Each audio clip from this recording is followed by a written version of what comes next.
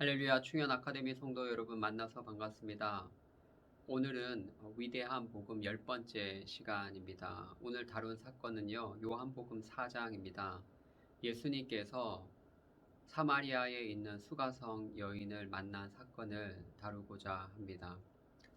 예수님께서 유대에서 갈릴리 지역으로 올라가기를 원하셨는데 중간에 사마리아를 통과하겠다라고 이렇게 말씀을 하십니다. 원래 유대 사람들이 예루살렘 지역에서 북쪽 갈릴리로 올라갈 때는 사마리아를 통과하면 빠르게 지나갈 수 있지만 일반적으로는 사마리아를 통과하지 않았습니다. 그 이유는 여러분도 아시다시피 당시 유대인들이 사마리아인들과 상종하지 않았기 때문입니다. 사마리아인들은 과거 아수르의 지배 아래 있을 때 아수르 민족의 사람들이 와서 거주했기 때문에 그들의 민족 혼합 정책을 통해서 그들의 피가 더러워졌다고 보는 것이죠. 즉 이스라엘 백성으로서의 순수 혈통을 잃어버리고 이방 백성들과 혼혈되었기 때문에 이방인들과 다르지 않다. 더러운 사람들이다. 율법에 의하면 부정한 사람들이다 라고 생각했다라는 것이죠. 그래서 유대인들이 예루살렘에서 북쪽 갈릴리 지역으로 갈 때 사마리아를 통과하지 않고 보통 요단강 쪽으로 우회해서 빙 돌아갔다라는 것입니다. 그런데 예수님은 이러한 사회적 편견을 깨뜨리고 오늘 본문에 보니까 사마리아를 내가 통과해서 가겠다라고 말씀하고 있습니다. 그 이유가 무엇입니까?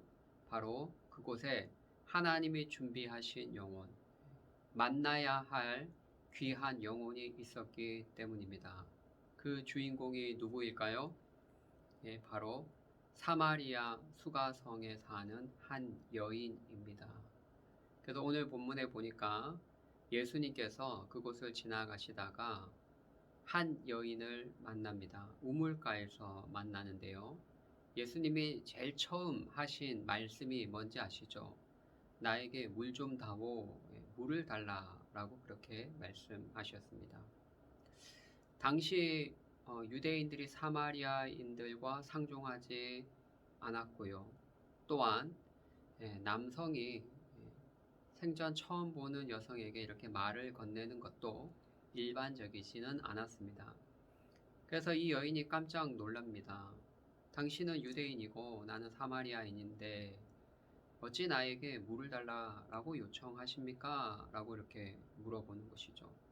일반적인 유대인들은 사마리아를 통과도 안 했거니와 혹 통과하더라도 정말 급한 일이 있어서 빠르게 지나가기 위해서 통과하더라도 사마리아인들에게는 말을 건네지 않았습니다. 그들과 말을 섞기 싫어했습니다. 그런데 유대인 남자로서 이 사마리아 여인에게 물 좀 다오라고 이렇게 이야기를 건넸기 때문에 이 여인이 놀라지 않을 수 없었던 것이죠. 그래서 당신은 유대인으로서 어찌하여 나에게 물을 달라고 하십니까? 라고 이렇게 이야기를 합니다. 그때 예수님의 대답이 무엇입니까? 놀라운 대답을 하시는데요. 오늘 본문 10절에 보면 예수님이 이렇게 여인에게 말씀하십니다. 네가 만일 하나님의 선물과 또 내게 물을 좀 달라 하는 이가 누구인지 알았더라면 오히려 내가 그에게 구했을 것이다. 그러면 그가 생수를 너에게 주었을 것이다. 라고 말씀하고 있습니다. 이 말의 뜻이 무엇입니까? 즉, 내가 어떤 사람인지, 나 예수가 어떤 사람인지 분명히 알았더라면 오히려 네가 나에게 물을 구했을 것이다. 하나님의 선물을 주는 사람으로 위대한 예수님의 정체에 대해서 네가 알았더라면 오히려 나에게 구했을 것이다. 그런 말씀을 하시는 것이죠. 그랬더니 이 여인이 뭐라고 얘기합니까? 당신에게는 물을 뜰 그릇도 없고 물을 퍼올릴 그릇도 없다는 것이죠. 그리고 이 우물은 깊은데 어디서 당신이 물을 끌어올리겠습니까? 라고 그렇게 반문을 합니다. 그랬더니 예수님께서 뭐라고 말씀하십니까? 이 물을 마시는 자마다 다시 목마르지만 내가 주는 물을 마시는 사람은 영원히 목마르지 아니할 것이다. 내가 주는 물은 그 속에서 영생하도록 솟아나는 샘물이 되리라. 그렇게 말씀하십니다. 이 여인의 생각에는 지금 예수님이 내가 물을 줄 수 있다. 오히려 네가 내가 누구인지 알았더라면 나에게 구했을 것이다. 라고 이야기하니까 이 여인은 의아했죠. 뭐 예수님이 물을 퍼올릴 그런 그릇이 있는 것도 아니고 또 이 물은 깊고 어디서 물을 놔서 자에게 준다는 말인가? 더군다나 이 우물은 오래전부터 그 조상 야곱이 가축들을 먹인 물로서 오랫동안 그 지역 사람들에게 맑은 물을 제공하던 곳이었습니다. 그런데 그 야곱이 파낸 우물 외에 예수님께서 또 다른 어떤 우물을 판다는 말인가? 그런 생각을 한 것이죠. 그래서 당신이 야곱보다 큽니까? 라고 이야기를 했습니다. 근데 예수님이 뭐라고 말씀하십니까? 야, 이 물 먹으면 네가 지금 퍼올리는 물, 네가 떠올린 물 먹으면 그때야 시원하지만 또다시 목이 마를 것이다. 그러나 내가 주는 물은 그렇지 않다. 영원히 목마르지 않는다. 그 속에서 뭐가 나와요? 영생하도록 솟아나는 샘물이 된다. 놀라운 메시지죠. 즉 예수님의 말씀은 예수님이 주시는 물이 우리가 이렇게 컵에 받아서 마실 수 있는 물리적인 물이 아님을 말씀하고 있습니다. 우리 내면에서 솟아나는 영생을 주는 영적인 물임을 우리에게 알려주고 있는 것이죠. 우리의 근원적인 영적인 갈급함을 해결해 줄 수 있는 물임을 이야기합니다. 예레미야서에 보면 하나님께서 이 백성들의 죄악에 대해서 지적하실 때 생명의 근원 대신 나 여호와를 버린 것이다 라고 이야기하거든요. 그리고 그들이 헛된 우물, 웅덩이가 뚫린 우물을 팠다라고 이렇게 이야기하고 있습니다. 우리 인생들이 하나님을 떠나서 이 세상의 것들로 우리의 영혼의 갈급함을 채우려고 하지만 절대 채워지지 않습니다.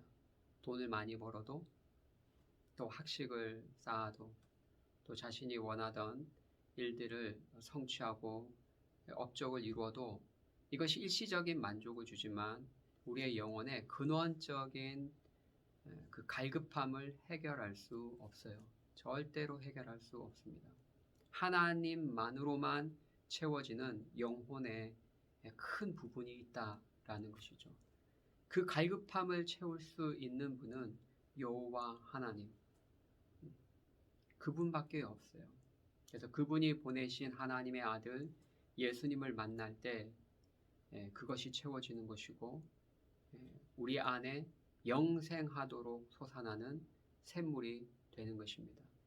그래서 우리의 영적인 갈급함이 해결되고 우리는 참된 안식과 하늘로부터 내려오는 평안을 느낄 수 있는 것이죠. 예수님은 그러한 영적인 물에 대해서 말씀하고 있습니다. 그 여자가 이야기를 듣고 뭐라고 얘기합니까? 주여, 그런 물이 있으면 내게도 주십시오. 안 그래도 매번 나와서 물 들어오는 거 너무 힘들었거든요. 사람들이 이 여성을 바라볼 때 정죄하고 비난했단 말이죠. 이제 좀 있으면 살펴보겠지만 이 여성은 5번 결혼한 사람입니다. 이혼하고 결혼하고 남성을 5번 바꾼 사람이고 지금 사는 남성은 6번째 남편입니다. 그러니까 사람들로부터 지탄을 받고 그 당시 윤리적인 기준은 지금보다 더할 텐데, 더 엄격할 텐데 얼마나 많은 미움을 받았겠습니까? 얼마나 많은 정죄를 받았겠습니까? 그래서 사람들이 보지 않는, 사람들과 많이 만나지 않는 그런 시간대 햇빛이 쨍쨍 내려쬐는 그런 정오 시간에 물을 떠러 왔다는 거예요. 늘 아마 그랬을 것입니다. 그래서 더 이상 그렇게 하기 싫은 거예요. 그래서 이제 한 번 마시고 목마르지 않는 그런 물이 있다면 내게 주십시오. 그렇게 간구한 것이죠. 그때 예수님이 뭐라고 말씀하십니까? 예수님이 화제를 전환해서 네 남편을 한번 데리고 와봐. 그렇게 말씀합니다. 갑자기 남편 얘기를 하세요. 그러니까 이 여인 입장에서는 남편 과거에 다섯 명이 있었고 지금 있는 남편도 뭐 지금 자기에게 그렇게 잘해주는 남편도 아니고 또 과거 이야기를 꺼내기도 부끄럽고 그래서 남편이 없습니다. 그렇게 어떻게 보면 거짓말을 한 건데요. 남편이 없습니다. 그렇게 예, 둘러서 이야기를 했습니다. 그랬더니 예수님이 뭐라고 말씀하십니까? 예수님이 그녀의 과거에 대해서 그대로 말씀하세요. 그녀가 먼저 이야기한 것이 아닙니다. 그녀가 예수님 사실 저는 과거에 남편이 5명 있었습니다. 그리고 이제 지금 남편은 6번째 남편입니다. 이런 이야기를 한 적이 없어요. 그런데 예수님이 어떻게 아셨는지 그 여인에게 뭐라고 얘기합니까? 그래 너에게 남편 5이 있었고 지금 있는 자도 남편이 아니니 내 말이 맞다. 예수님이 그녀의 과거를 정확하게 먼저 알고 계셨습니다. 그뿐만 아니라 과거에 5명이 있었고 지금 남편이 있지만 그 남편도 정식적인 남편, 합법적인 남편은 아니다 라고 말씀해 주시는 거예요. 또 그뿐만 아니라 어떤 의미에서 보면 지금 있는 남편도 너를 사랑하고 너를 아끼고 정말 성경에서 말하는 남편다운 남편, 그 역할을 제대로 하지 못하는 남편이다. 정말 너에게 있어서 참다운 남편이라 볼 수 없다. 그런 의미로 말씀하셨다고도 우리가 생각할 수 있습니다. 그러니까 예수님께서는 이 여인을 정죄하고 또 비난하기보다는 이 여인의 마음을 이해하고 또 이 여인의 편에서 이 여인의 입장에서 최대한 배려해서 말씀해 주었다라는 것을 알 수 있습니다. 사랑하는 성도 여러분, 그 당시 여성들은 많은 차별을 받고 살았습니다. 지금 여성들이야 억울한 일을 당하면 당장 이혼 소송을 하지만 그 당시 여성들은 남자가 여성이 좀 마음에 안 들면 아주 작은 이유를 핑계 삼아서 이혼 증서를 써서 내쫓곤 했습니다. 문헌에 따르면요 설거지하다가 그릇만 깨트려도 쫓아내보낸 경우가 있었습니다. 다른 여성에 대해서 더 관심이 많은데 그래서 기존의 여인을 쫓아내보내기 위해서 여러 가지 핑계거리를 들었다라는 것이죠. 이렇게 여성이 이혼을 당하고 나면 혼자 생계를 유지할 힘이 없습니다. 오늘날 여성이야 여러 가지 일을 하면서 생계를 꾸려나갈 수 있고 또 어떤 여성들은 남성보다 더 능력 있는 여성분들도 많이 있습니다. 그러나 그 당시는 그렇게 여성들이 일할 곳이 많지 않았습니다. 기껏해야 이삭을 줍거나 허드렛 일 하는 정도인데 그것마저도 여유치 않았습니다. 그래서 이렇게 남편에게 버림당한 여인들은 어쩔 수 없이 또 다른 남성에게 남성과 함께 살면서 생계를 유지할 수밖에 없었던 것이죠. 그런 측면에서 이 여성은 당시 여성을 억압하는 그런 사회 구조 속에서 희생당한 그런 사회의 약자가 아니었을까 그런 생각도 우리가 해볼 수 있습니다. 아무튼 예수님께서는 이 여인의 그런 어려운 사정들을 이해하시고 정죄하기보다는 긍휼히 여겨주셨다라는 거예요. 그래서 남편 5이 있었지만 지금 있는 네 남편도 네 남편이 아니다. 지금 있는 사람도 네 남편이 아니다. 어떻게 보면 이 여인의 편에서 이 여인의 마음을 이해해주고 있다라고 그렇게 생각해 볼 수 있습니다. 그래서 이 여성이 예수님께서 자신의 상황에 대해서 너무나 잘 알고 있으니까 깜짝 놀랍니다. 그래서 내가 보니 당신은 보통 사람이 아닙니다. 당신은 선지자입니다. 라고 이렇게 고백을 합니다. 여러분 선지자는 하나님의 말씀을 받아서 가르치는 사람이 아닙니까? 그러니까 이 여인이 예수님을 이제 선지자로 인식하기 시작한 거예요. 그래서 선지자를 만났으니까 본인이 원래 궁금했던 영적인 부분에 대해서 이야기합니다. 바로 예배에 대해서 묻기 시작하는 것이죠. 무엇을 묻습니까?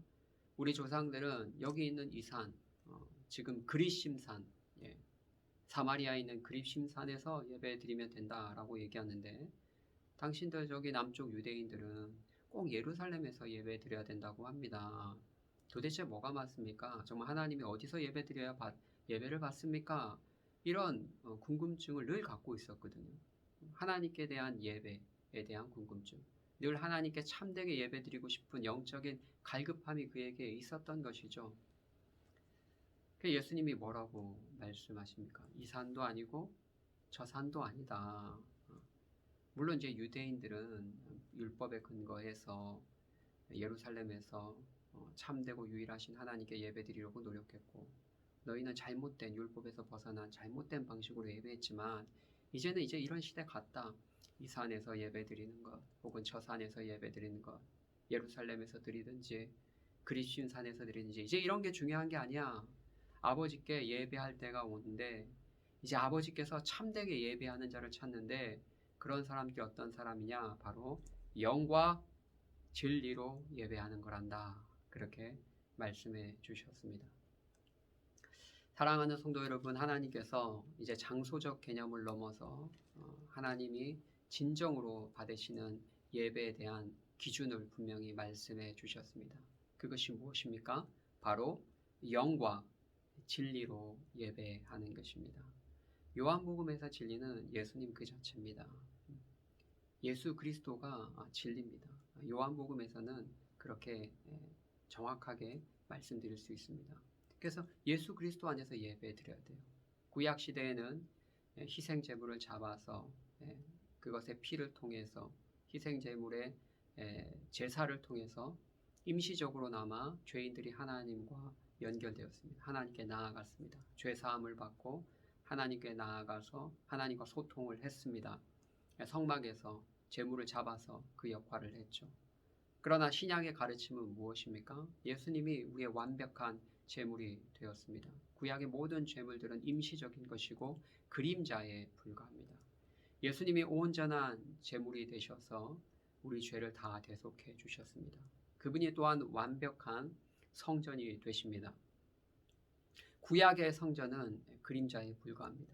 그래서 참 성전이요 온전한 제물 대신 예수 그리스도 안에서 우리는 이제 죄 사함을 받고 하나님께 나아갈 수 있습니다. 하나님께 온전한 예배를 드릴 수 있습니다. 그런 의미에서 진리 대신 예수 그리스도 안에서 예배 드릴 때 하나님이 그 예배를 받으신다라는 것이죠. 그런데 그 진리 대신 예수 그리스도를 깨닫게 하고 그리고 영적으로 연합시켜주는 분이 누구입니까? 바로 성령 하나님이시다라는 것이죠.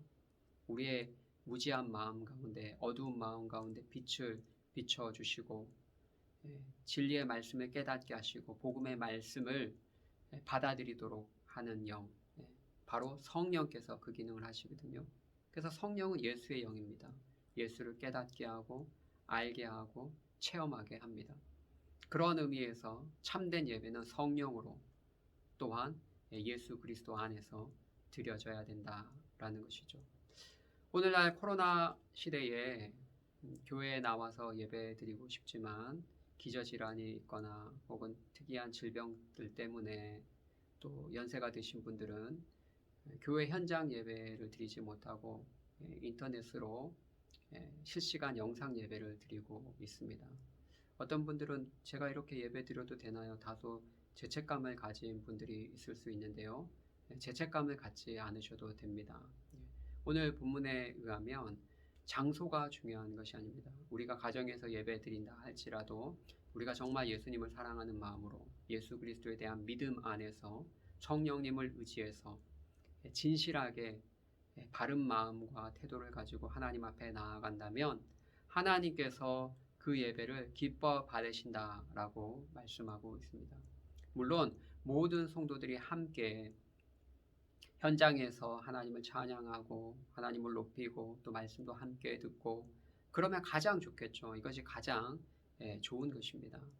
그러나 코로나라는 아주 특수한 상황 속에서 기저질환이 있거나 또 참여하기 어려운 분들, 뭐 손주를 보고 있다든지 그래서 교회에 오기가 조금 어려운 분들, 이런 분들을 위해서 인터넷 예배로 대체하고 있는데요. 임시적으로 이 인터넷 예배를 통해서 가정에서 마음을 다해서 성령 안에서 또 진리 대신 예수 그리스도 안에서 예배 드린다면 하나님이 그 예배를 기뻐 받으신다라는 것이죠. 그래서 내가 온전한 예배를 드리지 못하는 것에 대한 어떤 죄책감이 있다면 그 죄책감을 떨쳐버리시고 가정에서 예배 드린다 할지라도 예수님에 대한 사랑의 마음, 그리고 온전한 믿음, 또 성령님을 의지하면서 간절한 마음으로 예배를 잘 드려주시기를 바랍니다.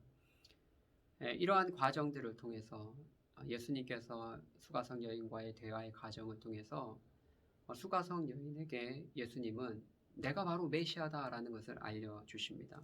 그래서 오늘 본문에 보면 여자가 이야기합니다. 메시아 곧 그리스도라 하는 이가 오실 줄 압니다. 그분이 오시면 모든 것들을 우리에게 밝히 알려주실 것이라고 들었습니다. 그랬더니 예수님이 뭐라고 하십니까?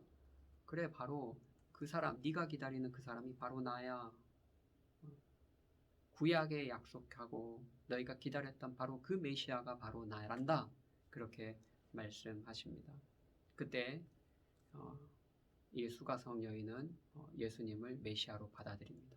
그리고 너무나 기뻐서 물동이를 버려두고 마을로 내려가서 동네 사람들에게 뭐라고 말합니까? 내가 메시아를 만났다. 내가 만난 사람이 메시아가 아니냐라고 전도를 합니다. 이 여인이 어떤 여인이었죠? 부끄러워서 자신의 삶이 부끄럽고 또 다른 사람들로부터 정죄받는 것이 두려워서 다른 사람의 시선을 피해서 도망 다녔던 여인이 아닙니까? 그러나 예수님을 만나고 나니까 이전의 부끄러운 과거는 다 잊어버렸습니다. 복음의 감격 가운데 이제 주님의 사명자로서 예수님을 증거하고 있다라는 것이죠. 여러분, 이렇게 복음은 한 사람을 바꿉니다. 복음은 우리의 인생을 바꿉니다. 어두운 과거를 지우게 만들고 우리로 하여금 새로운 인생을 살아가게 합니다. 하나님 나라를 위해서 살아가게 합니다. 이전에는 육신의 이 먹을 물, 육신의 갈급함만 채우려고 이것저것 찾아다녔지만 이젠 예수님을 만나면 성령 충만함을 받고 하나님 나라의 복음을 위해서 헌신하게 된다라는 것입니다. 오늘 말씀은 여기까지 맺도록 하겠습니다. 오늘 말씀의 핵심은 영과 진리로 예배드리면 하나님이 그 예배를 기뻐 받으신다. 그래서 우리는 예수 그리스도 안에서 성령 안에서 예배 드릴 수 있다라는 것입니다. 그리고 그 예배를 통해서 우리가 예수님을 더 깊이 알고 주님을 만난다면 그 복음의 감격 가운데 이제 어두운 과거를 다 잊어버리고 새로운 삶을 시작할 수 있다. 예수 그리스도의 영광과 복음과 하나님 나라를 위해서 우리의 인생을 헌신할 수 있다라는 것입니다. 사랑하는 우리 충현의 성도 여러분, 여러분도 예수 그리스도 안에서 성령 안에서 늘 기쁨과 감격으로 예배드리시고 또 오늘 수가성의 여인처럼 여러분의 남은 인생 복음을 전하는 일에 헌신하시기를 주님의 이름으로 축복합니다. 감사합니다.